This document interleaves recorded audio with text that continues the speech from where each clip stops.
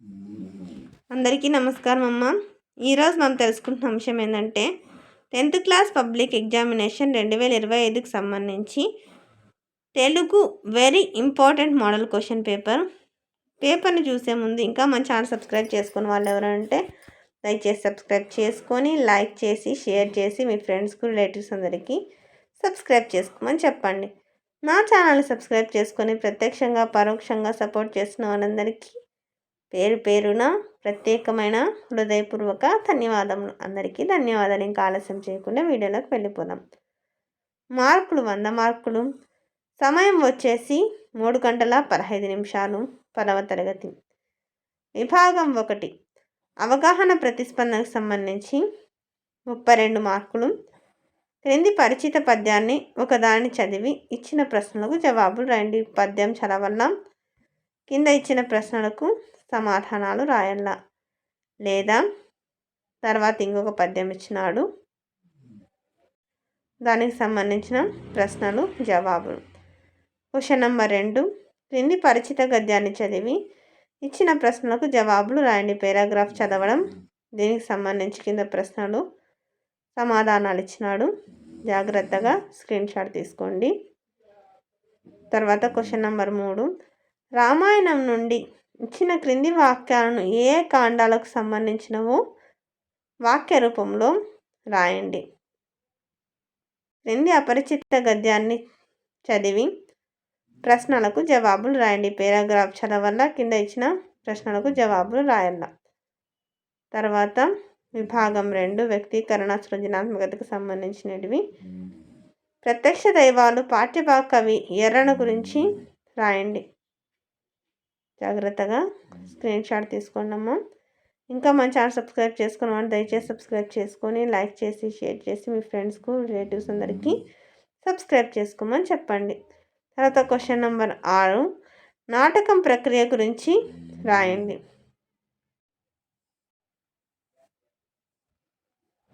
Next ఇది మారీచుని పాత్ర స్వభావం తెలుసుకున్నాం కదా. తర్వాత క్రింది ప్రశ్నలకు 8 నుండి 10 వాక్యాల్లో సమాధానాలు రాయండి. ఐకమత్యం గురించి ఏవి ఎలా బోధిస్తున్నాయో రాయండి. జాగ్రత్తగా స్క్రీన్ షాట్ తీసుకోండము. లేదా యుద్ధ విజేత పాఠ్యభాగ సారాంశాన్ని సొంత మాటల్లో రాయండి. జాగ్రత్తగా స్క్రీన్ షాట్ తీసుకోండమ్మా. అక్షరాలు అయినా క్లియర్ కనిపించకపోతే నెట్ క్వాలిటీ పెంచుకొని స్క్రీన్ షాట్ తీసుకోండి. తర్వాత 9వ క్వశ్చన్ శ్రీరామ సుగ్రీవుల మైత్రి ఎలా ఏర్పడింది. జాగ్రత్తగా స్క్రీన్ షాట్ తీసుకోండమ్మా. మళ్ళీ చెప్తున్నా అనుకోద్దండి. అక్షరాలు కన్నా క్లియర్ కనిపించకపోతే నెట్ క్వాలిటీ పెంచుకొని స్క్రీన్ షాట్ తీసుకోండి. ఇక్కడికక్కడ స్క్రీన్ షాట్ తీసుకోండమ్మా. తర్వాత ఇది కంటిన్యూషను. లేదా సీతాపహరణం గురించి రాయండి. సీతాపహరణం గురించి రాయండి. జాగ్రత్తగా స్క్రీన్ షాట్ తీసుకున్నాను. మళ్ళీ చెప్తున్నాను అనుకోద్దండి. అక్షరాలు కన్నా క్లియర్ కనిపించకపోతే నెట్ క్వాలిటీ పెంచుకొని స్క్రీన్ షాట్ తీసుకోండి. తర్వాత క్వశ్చన్ నెంబర్ 10 మీకు నచ్చిన స్వాతంత్ర సమరయోధిని ప్రశంసిస్తూ అభినందన పత్రం రాయండి. నచ్చిన స్వాతంత్ర సమరయోధిని పొగుడుతూ అభినందన పత్రం. జాగ్రత్తగా స్క్రీన్ షాట్ తీసుకున్నామా. తర్వాత మీ పాఠశాలలో జరిగే భాషోత్సవాలకు ప్రముఖ కవి వచ్చారు. తెలుగు కవుల గురించి తెలుసుకోవడానికి ప్రశ్నావళిని తయారు చేయండి. జాగ్రత్తగా స్క్రీన్ షాట్ తీసుకోండి. తర్వాత విభాగం 3 భాషాంశాలు ఇవి. 9x2 = 18 మార్కులు. క్రింది ప్రశ్నలకు సూచించిన విధంగా జవాబులు రాయండి. ఇక్కడ పై పద్యంలో ఊహించెప్పినారు. ఈ వెన్నెల పాల వెల్లియో అన్నట్లున్నది. ఇక్కడ వెన్నెలను ఊహిస్తున్నాం పాల వెల్లితో, కాబట్టి ఉత్ప్రేక్ష అలంకారం. అర్థమవుతుందా. తర్వాత యూరప్ దేశం ఒక్కడన హునాకిరాలింపుట లేడా. ఇదేంది ఘన విభజన చేయాల, గురులగులు గుర్తించాల, గుర్తిస్తే బరవణ గణాలు వస్తాయి. ఉత్పలమాల అపహాస్యం అంటే గీత గీసిన పదానికి సరైన అర్థం రాయండి. ఎగతాళి తర్జుమా అంటే అనువాదం. తర్వాత పుష్పాలు అంటే పర్యాయపదం. కుసుమాలు, వీరుడు, పువ్వులు. వేదిక అంటే పర్యాయపదం ఏంది? అరుగు, తిన్నె.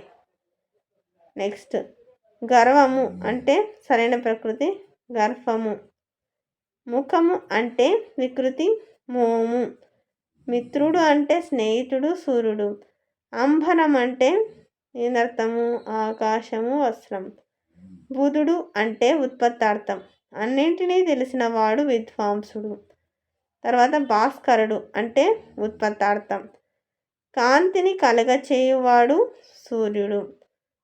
మా నాన్న మాటలు మాకు సుగ్రీవాజ్ఞ వంటివి. వాక్యంలో జాతీయాన్ని గురించి విడదీసిన వారిలో ఇక్కడ మా నాన్న మాట మాకు సుగ్రీవాజ్ఞ వంటిది. ఈ వాక్యం ఏ సందర్భంలో వాడతామంటే ఏదైనా ఖచ్చితంగా ఆ మాట చెప్తే ఇంకా దానికి కట్టుబడి ఉండేంత సందర్భంలో ఈ జాతీయాన్ని ఉపయోగిస్తారు. కళ్ళు కాయలు కాచు, ఇది ఏ సందర్భంలో ఉపయోగిస్తారంటే ఎదురు చూసి అలిసిపోవు అనే సందర్భంలో వాడతారు. క్రింది ప్రశ్నలకు సూచించిన విధంగా జవాబులు రాయండి. కష్టపడి అంటే విడదీసి రాయాలి. కష్టము ప్లస్ పడి. ఉన్నత ప్లస్ ఉన్నత సంధిని కలిపి రాయాలి. ఉన్నత. తర్వాత కలదో అంటే ఉత్వసంధి. అసాధారణం అంటే గీత గీసిన పదానికి విగ్రహవాక్యం రాయండి. సాధారణం కానిది. ప్రతిదినం అంటే సమాసం ఏంది? అవ్యయీభావ సమాసం. తర్వాత ధర్మవ్యాధుడు కౌశికునితో ఇట్లన్నాడు. ఈ వాక్యానికి సరైన ఆధునిక వచనాన్ని గుర్తించండి. ధర్మవ్యాధుడు కౌశికునితో ఇలా అన్నాడు. తర్వాత వానలు ఎక్కువగా కురిశాయి. ఈ వాక్యాన్ని వ్యతిరేకార్థక వాక్యంగా. తర్వాత మాట్లాడక. శరత్ ఇంటికి వచ్చాడు. శరత్ అన్నం తిన్నాడు. శరత్ ఇంటికి వచ్చి అన్నం తిన్నాడు. తర్వాత వైద్యుడు వైద్యం చేశాడు. సరైన కర్మని వాక్యాన్ని గుర్తించండి. వైద్యునిచ్చే వైద్యం చేయబడింది. వర్షాలు కురవక పంటలు పండలేదు. ఇదేంది? సామాన్య వాక్యం. తర్వాత నేను వేదిక మీద ఎలా ప్రవర్తించాను, ఇది ఏ రకమైన సామాన్య వాక్యమో గుర్తించండి. తర్వాత ప్రశ్నార్థకం ఇది. అందరూ బడికి వెళ్ళండి, ఇది అనుమతి సామాన్య వాక్యం ఏంటంటే విద్వర్తకం. ఆహా ఎంత బాగుందో, ఇదేంటి ఆశ్చర్యార్థక వాక్యం. అందరికీ ధన్యవాదాలమ్మా. ఇంకా మన ఛానల్ సబ్స్క్రైబ్ చేసుకుని అంటే దయచేసి సబ్స్క్రైబ్ చేసుకొని లైక్ చేసి షేర్ చేసి మీ ఫ్రెండ్స్కి రిలేటివ్స్ అందరూ సబ్స్క్రైబ్ చేసుకోమని చెప్పండి.